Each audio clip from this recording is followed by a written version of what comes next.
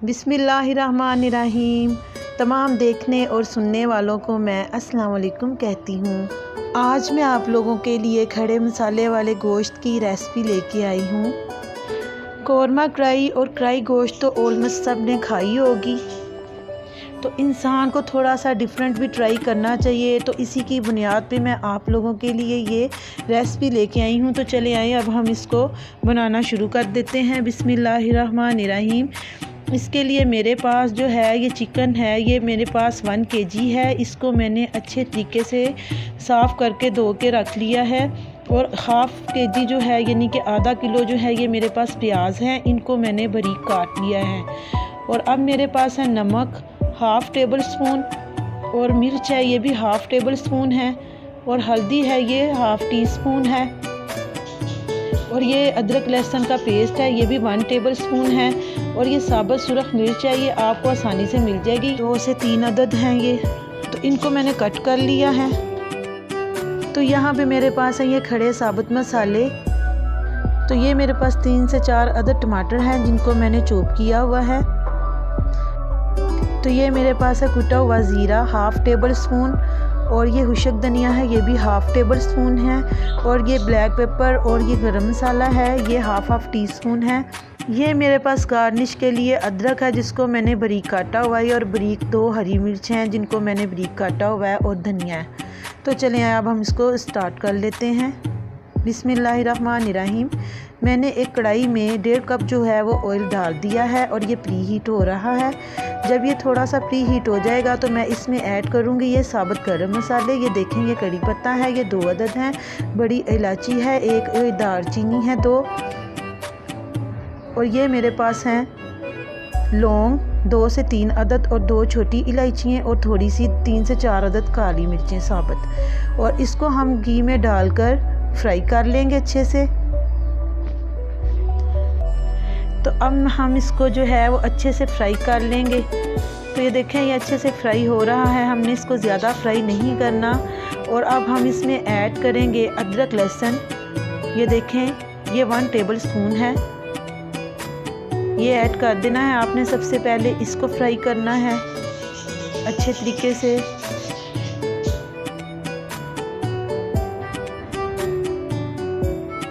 तो व्यूवर्स आप मेरी रेसिपी को ज़रूर ट्राई करें, और मुझे कमेंट्स में बताया करें कि आपको जो मेरी रेसिपी है ये कैसी लगती है। और वीडियो को लाइक भी कर दिया करें, सब्सक्राइब भी कर दिया करें, ये बिल्कुल फ्री है, और अपने दोस्तों के साथ शेयर भी किया करें। तो ये देखें इसका कलर चेंज हो गया, और अब मैं इसमें ऐड करूँगी ये चिकन। इसको अच्छे से हम भून लेंगे घी में। अगर आप जिस तरीके से मैं बना रही हूँ इसी तरीके से आप फॉलो करेंगे तो जो ये आपकी कढ़ाई है बिल्कुल बहुत ही अच्छी और टेस्टी तैयार हो जाएगी।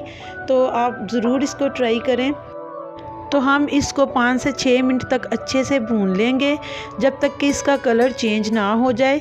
जब इसका कलर चेंज हो जाएगा तो फिर हम इसमें जो बकाया के मसाले हैं वो ऐड कर देंगे। तो ये देखें ये अच्छे से भून गया है यानी कि फ्राई हो चुका है। तो अब मैं इसमें ऐड करूँगी नमक। रेड चिली पाउडर है ये आप अपने टेस्ट के मुताबिक डाल सकते हैं, और ये हल्दी पाउडर है, और ये हुशक धनिया है कुटा हुआ, ये कुटा हुआ ज़ीरा है, और ये साबुत मिर्चें हैं जिनको हमने काट लिया था।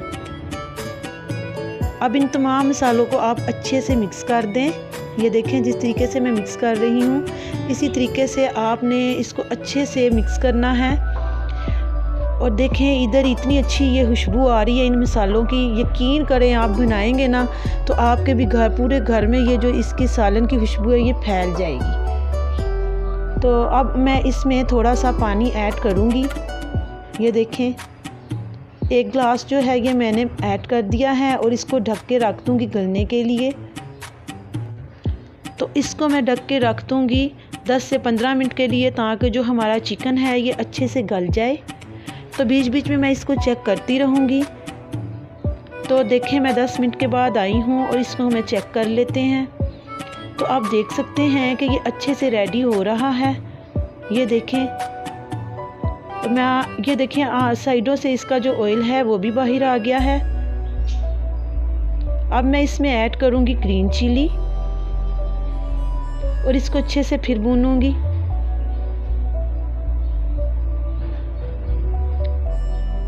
तो अब मैं इसमें ऐड करने लगी हूँ वो प्याज जो हमने बारीक बारीक काटी हुई थी, ये ऐड कर देनी है आपने और इसको अच्छे से मिक्स कर लेना है। और इसमें ऐड करूँगी ये टमाटर, ये मिक्स कर दें आप।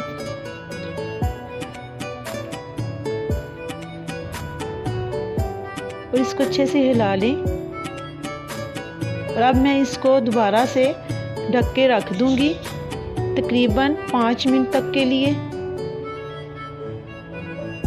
तो अब यहाँ पे आपने पानी बिल्कुल ऐड नहीं करना, क्योंकि हम पानी पहले ऐड करके गोश्त को गला चुके हैं। तो ये देखें, अब जो हमारा प्याज और टमाटर था ये भी गल चुका है और जो साइडों पे ऑयल है ये ऊपर आ चुका है। तो इसका मतलब है कि जो हमारा सालन है ये बहुत अच्छे तरीके से रेडी हो रहा है। इसी तरीके से व्यूअर्स आपने पकाना है तो ये बहुत ही लजीज तैयार होगा।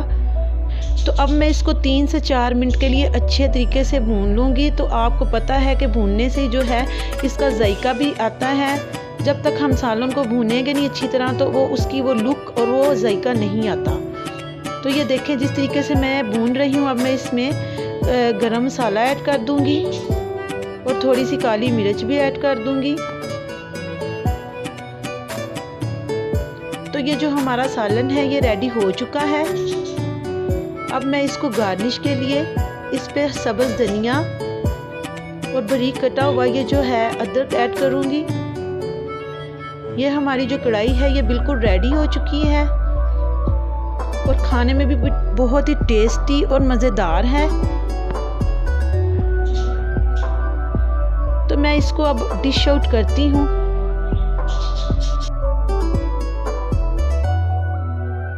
तो चलिए आए, ये देखें मैंने इसको डिश आउट कर लिया है। आपको शक्ल देख के लग रहा होगा कि ये कितनी टेस्टी और मज़ेदार बनी है।